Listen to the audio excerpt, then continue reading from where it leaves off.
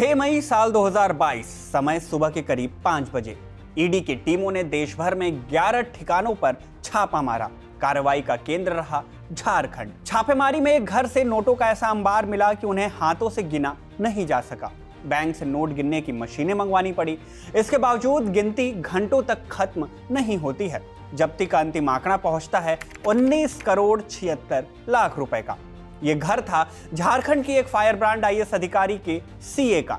करीब 48 घंटों तक चली 36 ठिकानों पर छापेमारी में पता चला कि आईएएस और उनके करीबियों के पास से 150 करोड़ रुपए की संपत्ति के कागजात और 19 करोड़ रुपए बरामद किए गए। इन संपत्तियों का जब ब्यौरा मांगा गया तो उस आईएएस के पसीने छूट गए जिसके नाम से जिले के हर अपराधी कभी खौफ खाया करते थे। वो अधिकारी जिसने न केवल फर्स्ट अटेम्प्ट में यूपीएससी में 26वीं रैंक लाई बल्कि महज 21 साल और 7 महीने की उम्र में इंडिया की यंगेस्ट आईएएस होने का रिकॉर्ड भी बनाया। 22 साल का करियर, 24 से भी ज्यादा अलग अलग जिम्मेदारियां और तमाम प्रमोशनों के बावजूद इस अधिकारी का नाम एक सुपर स्पेशलिटी अस्पताल के चलते सवालों के घेरे में था।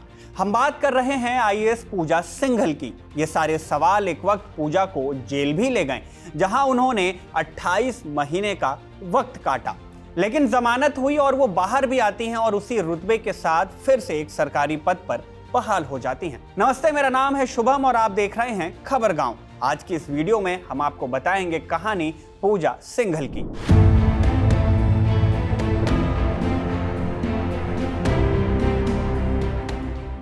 उनतीस जून साल 2000 नई सदी के पहले बैच के आईएएस ट्रेनीज की फहरिस्त जारी होती है।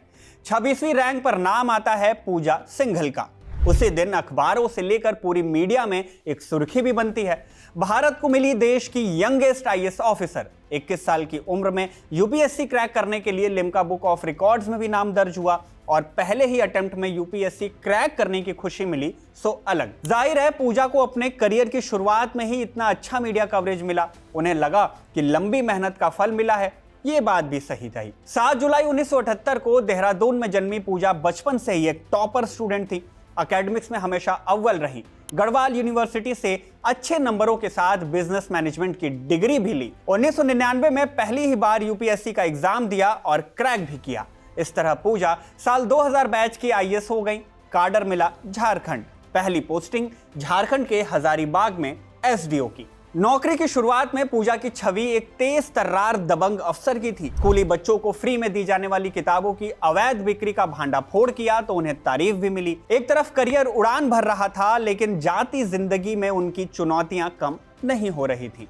वरिष्ठ क्राइम पत्रकार शम्स ताहिर खान अपने एक वीडियो में बताते हैं कि पूजा के पिता की मौत कम उम्र में ही हो गई थी। मां को अकेले देखते हुए पूजा ने एक सख्त कदम उठाया और मां की दूसरी शादी कराई। बतौर आईएएस अपने करियर की शुरुआत में पूजा अपने ही कैडर के आईएएस ऑफिसर राहुल पुरवार से मिली। उन दिनों पूजा एसडीओ थी और राहुल डिप्टी कमिश्नर हुआ करते थे। देखते ही देखते दोनों की शादी हो गई, लेकिन यह रिश्ता लंबा नहीं चला। 3 साल की शादी के बाद ही दोनों का तलाक हो गया। तलाक की बात भी करेंगे, पहले लौटते हैं पूजा के करियर पर।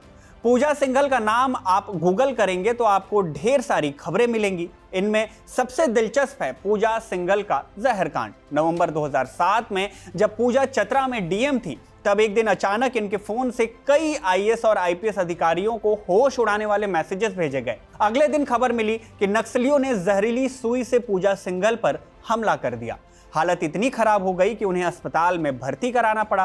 काफी मेहनत हुई तब कहीं जाकर उनकी जान बच पाई। दैनिक भास्कर सहित कई स्थानीय अखबारों ने अपनी रिपोर्ट में यह लिखा कि उस वक्त अफवाह उड़ी कि उन्होंने जहर खाकर आत्महत्या करने की कोशिश की, लेकिन बाद में किसी तरह का कोई केस न बन जाए इसलिए मामले को नक्सली हमले का रूप देने की कोशिश की गई। खैर, ऐसी कई चर्चाएं चली, लेकिन असलियत में क्या हुआ था किसी को पता नहीं चला। इन सब के बाद पूजा के जीवन का दूसरा अध्याय शुरू हुआ।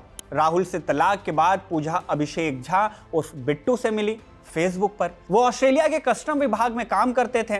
फेसबुक की दोस्ती मुलाकात में बदली और रांची के जिम में दोनों को प्यार हो गया। इसके बाद दोनों ने जून 2011 में शादी करने का फैसला किया। पूजा की ये कहानी हम मनगढ़ंत तरीके से नहीं बता रहे हैं, अपने इंटरव्यूज में वो खुद ही बताते आई हैं। साल 2011 में ही अभिषेक रांची आकर पल्स संजीवनी हेल्थ केयर प्राइवेट लिमिटेड नाम की एक कंपनी शुरू करते हैं। कंपनी के डायरेक्टर्स में अभिषेक का नाम तो है ही, साथ में सिद्धार्थ सिंघल का भी नाम है। कौन सिद्धार्थ सिंघल? पूजा सिंघल के भाई। जीजा साले की इस कंपनी ने खूब काम किया और 2019 में एक सुपर स्पेशलिटी हॉस्पिटल भी शुरू किया। इसकी भी कहानी सुनाएंगे। सब कुछ तो अच्छा चल रहा था, फिर 17 जून 2020 को ईडी ने झारखंड सरकार के पूर्व इंजीनियर राम विनोद सिन्हा को गिरफ्तार कर लिया। सिन्हा पर आरोप था कि 2008 से 2011 के बीच उन्होंने महात्मा गांधी ग्रामीण योजना यानी मनरेगा के फंड को अपने और परिवार के नाम पर इन्वेस्ट कर दिया। जब पूछताछ का दौर शुरू हुआ तो विनोद ने बताया कि यह पूरा पैसा उसने अकेले नहीं हड़पा। राम विनोद ने ईडी के सामने दावा किया कि किसी भी फाइल को सही तरीके से पास कराने के लिए 5% कमीशन उपायुक्त माने डीसी ऑफिस को और 5% कमीशन इंजीनियरिंग विभाग को दिया जाता था। यानी सरकारी कामों और फंड की मंजूरी में भ्रष्टाचार के तहत कुल 10% की रिश्वत दी जाती थी। ये गोरखधंधा पकड़ में आया था झारखंड के 3 जिलों में, चतरा, खूंटी और पलामू। इन तीनों ही जिलों में 2007 से लेकर 2013 तक पूजा सिंघल डिप्टी कमिश्नर और डिस्ट्रिक्ट मजिस्ट्रेट के तौर पर तैनात रहीं। पैसे कहां जाएंगे, कितने जाएंगे, किस काम के लिए अलॉट किए जाएंगे, ये सब कुछ पूजा सिंघल के ही जिम्मे था। इन्हीं में से एक खूंटी जिले में सबसे ज्यादा गड़बड़ी पाई गई। बिना किसी काम के ही 18 करोड़ रुपए से ज्यादा की निकासी सरकारी खजाने से कर दी गई। पहले तो इसकी खबर किसी को नहीं हुई, लेकिन 2011 के अल्ले पल्ले इसकी चर्चा होने लगी और मामले पर कार्रवाई भी शुरू हो गई। मीडिया रिपोर्ट्स के मुताबिक साल 2011 में जब ये सब कुछ शुरू हुआ तभी से विनोद की लिखित शिकायत की जा रही थी, लेकिन कोई कार्रवाई नहीं हुई। शिकायत किसके पास की जाती थी? एक तो कार्यपालन अभियंता थे और दूसरी थी डिप्टी कमिश्नर खूंटी माने पूजा सिंघल। इल्जाम लगा कि विनोद पूजा के इशारे पर ही काम करता था, जिसके चलते उस पर सख्त कार्रवाई हो ही नहीं पाई। लेकिन ईडी के आगे ना तो पूजा की चली ना ही विनोद की। खूंटी जिले के इस मामले में कुल 16 एफआईआर दर्ज हुए, जिनमें 18 करोड़ 76,144 रुपए के गबन का इल्जाम लगा। इल्जाम था मनरेगा के नाम पर पैसे लिए गए और इन्हें गरीब मजदूरों के बजाय बड़े अधिकारियों की अलमारी में सजा दिया गया। इसके बाद आती है तारीख 5 मई 2022 की। देश भर के अखबारों और मीडिया चैनलों में एक हेडलाइन चलने लगती है, नोटों की खान वाली महिला अफसर, सीए के घर में पैसों का बिछौना, आईएएस पूजा सिंघल के पास बेहिसाब संपत्ति, झारखंड की आईएएस से मिले 19.31 करोड़ कैश, पूजा सिंघल के रांची समेत 25 ठिकानों पर ईडी की छापेमारी वगैरह वगैरह। खबर आई कि झारखंड की सीनियर आईएएस अधिकारी पूजा सिंघल और उनसे जुड़े सत्ता के करीबी व्यक्तियों के 36 अलग अलग ठिकानों पर ईडी ने छापा मारा। दैनिक भास्कर ने अपनी रिपोर्ट में लिखा कि कुल 48 घंटों तक चली इस कार्रवाई में अधिकारियों को पूजा सिंघल के सीए सुमन के घर से करीब 17 करोड़ और कुल मिलाकर करीब 19.31 करोड़ रुपए कैश मिले। कार्रवाई के दौरान करीब 150 करोड़ की संपत्ति के दस्तावेज भी मिले। ईडी की पूछताछ में पूजा के सीए ने यह बात कबूल कर ली कि इनमें से ज्यादातर पैसे पूजा सिंघल के ही थे। इसके बाद ईडी की टीम ने पूजा के ससुर कामेश्वर झा और दिल्ली में रहने वाले उनके भाई और माता पिता के यहां भी दबिश देनी शुरू की। पूजा को भी सस्पेंड कर दिया गया। ईडी ने अपनी रिमांड अर्जी में दावा किया कि मामले के एक आरोपी ने 18 से 20 बार राम विनोद सिन्हा को पूजा सिंघल को 500 रुपए के नोटों के बंडल देते हुए देखा है। ईडी ने इसका मतलब निकाला कि मनरेगा घोटाले के दौरान भ्रष्टाचार की राशि सीधे पूजा सिंघल तक पहुंचाई गई थी। ऐसे ही कई बयानों को मिलाकर पूजा सिंघल को इस घोटाले में आरोपी बनाया गया। ईडी ने आरोप लगाया कि मनरेगा घोटाले से मिले कमीशन को पूजा सिंघल और उनके रिश्तेदारों के अलग अलग बैंक खातों में जमा किया गया। गबन के पैसों को दूसरे काले धन के साथ मिलाकर अलग अलग जगह निवेश किया गया। ये पैसा पल्स संजीवनी हेल्थ केयर प्राइवेट लिमिटेड के पल्स हॉस्पिटल और pulse diagnostics and imagining centre में भी लगाया गया। ये उसी कंपनी के प्रतिष्ठान थे जिसमें पूजा के पति अभिषेक और भाई सिद्धार्थ डायरेक्टर थे। एजेंसियों के मुताबिक अस्पताल बनाने में करीब 140 करोड़ रुपए का खर्च हुआ, लेकिन पूजा और उनके पति के कुल आय इससे कहीं कम थे। यह भी पता चला कि बैंक से लोन केवल 25 से 30 करोड़ का हुआ, तो फिर बाकी पैसे कहां से आए, बड़ा सवाल हुआ। ईडी की जांच में यह भी सामने आया कि अस्पताल की जमीन और उसके स्वामित्व को लेकर भी धांधली हुई है। इसकी जांच ने पूजा की मुश्किलें और भी बढ़ा दी। 15 मई 2022 को टाइम्स ऑफ इंडिया की एक रिपोर्ट में लिखा गया कि अस्पताल जिस जमीन पर बना है उसे लेकर विवाद चल रहा था। इस जमीन के असली मालिक रवि सरावगी नाम के व्यक्ति थे, लेकिन आलोक कुमार सरावगी के पास इस जमीन का पावर ऑफ अटॉर्नी था। 2017 में रांची नगर निगम ने आलोक कुमार सरावगी को इस जमीन पर रेसिडेंशियल इमारत बनाने की अनुमति दी थी। लेकिन इसके बाद 2018 में रवि ने ये जमीन अभिषेक झा को बेच दी, जिसके बाद अभिषेक ने इस पर अस्पताल बनवा दिया, जो विवाद का कारण बन गया। नियमों के मुताबिक अगर किसी जमीन पर रिहायशी इमारत बनाने की अनुमति मिली हो तो उस पर अस्पताल या कोई दूसरा व्यावसायिक निर्माण नहीं किया जा सकता, और अगर ऐसा करना हो तो जमीन के नए मालिक को इस पर नया परमिशन लेना पड़ेगा। लेकिन अभिषेक झा ने पुराने रेसिडेंशियल परमिशन पर ही नया अस्पताल बनवा दिया। उन्हें नई परमिशन लेनी थी, लेकिन उन्होंने ली नहीं। इंडियन एक्सप्रेस में छपी अभिषेक अंगद की रिपोर्ट बताती है कि पूजा पर कार्रवाई के दौरान ईडी ने पल्स संजीवनी कंपनी के बैंक खातों की भी जांच की। जांच में पाया कि 2012-13 से लेकर 2019-20 तक कंपनी ने 69.17 CR यानी करोड़ का कुल टर्नओवर दिखाया, लेकिन कंपनी के बैंक खातों में कुल 163.59 यानी 163.59 करोड़ रुपए जमा हुए। कंपनी के असली टर्नओवर और बैंक में जमा हुई रकम में इतना बड़ा अंतर पाया गया, जिसके बाद आरोप लगा कि इस कंपनी के जरिए ही काले धन को सफेद बनाने की कोशिश की जा रही थी, और इस तरह से मामला मनी लॉन्ड्रिंग में चला गया। इल्जाम लगा कि इस तरह पूजा सिंघल ने अपनी आमदनी से कहीं ज्यादा संपत्ति बना ली। ये पैसे कहां से आए, इसका जवाब पूजा नहीं दे पाई। यह भी पता चला कि उन्होंने अपने अकाउंट से 16.57 लाख रुपए अपने सीए सुमन कुमार को ट्रांसफर किए थे। क्यों किए थे यह भी नहीं पता। यह भी पता चला कि पूजा सिंघल ने 2005 से 2013 के बीच 13 इंश्योरेंस पॉलिसी खरीदी और 80.81 लाख रुपए प्रीमियम के तौर पर भरे। लेकिन मजे की बात यह रही कि उन्होंने पॉलिसी को समय से पहले ही बंद भी कर दिया और 80 लाख की प्रीमियम देकर 84,44,000 रुपए निकाल लिए। मनरेगा के अलावा अवैध खनन का भी एक मामला पूजा के खिलाफ दर्ज किया गया।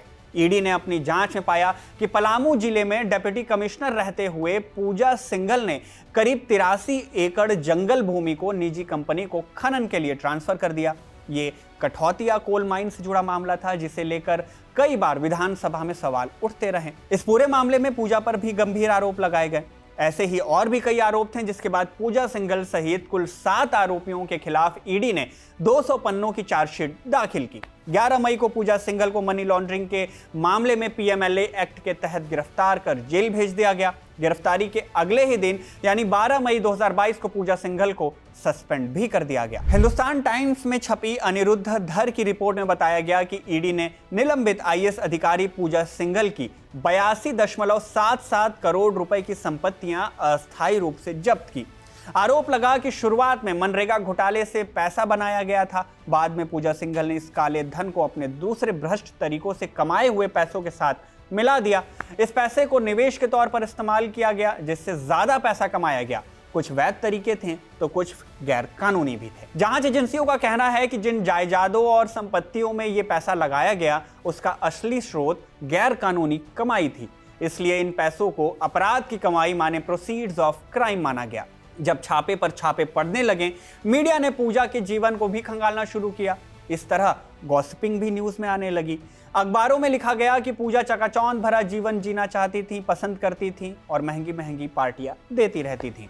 मीडिया में उनकी जाती जिंदगी को लेकर भी कई बातें लिखी गईं। मसलन उनके तलाक को लेकर मीडिया रिपोर्ट्स में 2 किस्से चलाए गए। दैनिक भास्कर ने अपनी रिपोर्ट में लिखा कि पूजा की नजदीकियां एक सीनियर आईएएस से बढ़ने लगी थी। इस कारण पहले पति आईएएस राहुल पुरवार से रिश्तों में खटास आई और दोनों का तलाक हो गया। हालांकि बाद में सीनियर आईएएस के साथ भी उनकी नहीं बन सकी। दूसरा किस्सा कहता है कि पूजा के ऊपर लग रहे आरोपों की खबर जब राहुल को लगी तो उन्होंने इस रिश्ते से दूरी बना ली। बाद में राहुल पुरवार पर भी झारखंड बिजली वितरण निगम के प्रबंध निदेशक पद पर रहते हुए अनियमितताओं के आरोप लगे। मसलन कहा गया कि राहुल ने टाटा प्रोजेक्ट्स को 42 करोड़ रुपए का भुगतान करने के एवज में 2.5% कमीशन की मांग की थी।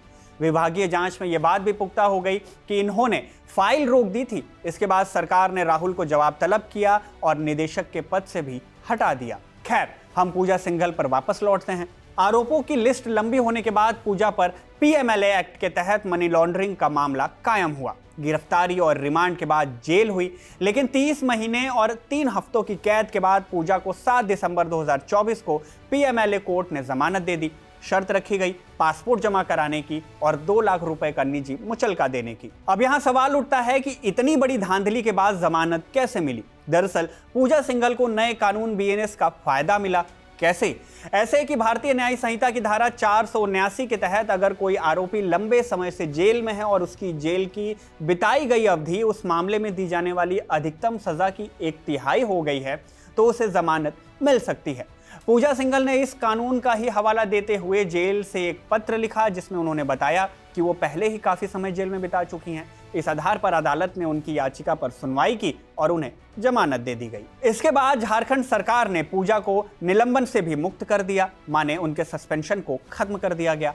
सस्पेंशन को खत्म करने के बाद उन्हें वापस से सरकारी पद पर तैनात करने की तैयारी भी शुरू हो गई। उधर निलंबन मुक्त होने के 1 हफ्ते के बाद ही पूजा सिंघल ने कोर्ट में PIL दाखिल की, दलील दी कि मनरेगा घोटाले के मामले में ईडी ने सरकार से अनुमति नहीं ली, इसके लिए उनके खिलाफ जो केस दर्ज किया गया है उसे रद्द यानी खारिज किया जाना चाहिए। कैसी अनुमति? दलील का आधार बनी CRPC की धारा 197 जो कहती है कि अगर कोई सरकारी अधिकारी अपने काम के दौरान कोई अपराध करता है तो उसे कोर्ट में मुकदमे का सामना करने से पहले सरकार की अनुमति माने अभियोजन स्वीकृति लेना जरूरी होता है। उधर पूजा ने कोर्ट में राहत की अपील दी तो इधर ईडी ने PMLA कोर्ट में अपील की कि निलंबन मुक्त IAS अधिकारी पूजा सिंघल को कोई विभाग नहीं दिया जाए, क्योंकि अगर उन्हें राज्य सरकार किसी विभाग की जिम्मेदारी देती है तो वो अपने पद का दुरुपयोग कर केस को प्रभावित कर सकती हैं। हालांकि PMLA कोर्ट ने ईडी की इस रिक्वेस्ट को खारिज कर दिया। इसके साथ ही जेल से बाहर आने के 2 महीने बाद ही पूजा को सूचना प्रौद्योगिकी विभाग में सचिव के पद पर नियुक्त भी कर दिया गया, जबकि ईडी की कार्रवाई अब भी जारी है। तो ये थी IAS पूजा सिंघल की कहानी। आप इस बारे में क्या कुछ सोचते हैं, इनके बारे में क्या राय रखते हैं, कमेंट करके हमें जरूर बताइएगा। अगर आपकी नज़र में भी ऐसा कोई IAS या IPS अधिकारी है जिसके बारे में लोगों को पता चलना चाहिए तो उसका नाम हमें कमेंट सेक्शन में जरूर बताएं। इस वीडियो में बस इतना ही। इस वीडियो को शूट करने में मेरी मदद की थी कैमरे के उस पार खड़े इरशाद ने और उनके साथी सर्वेश ने। मेरा नाम है शुभम और आप देख रहे हैं खबरगाम।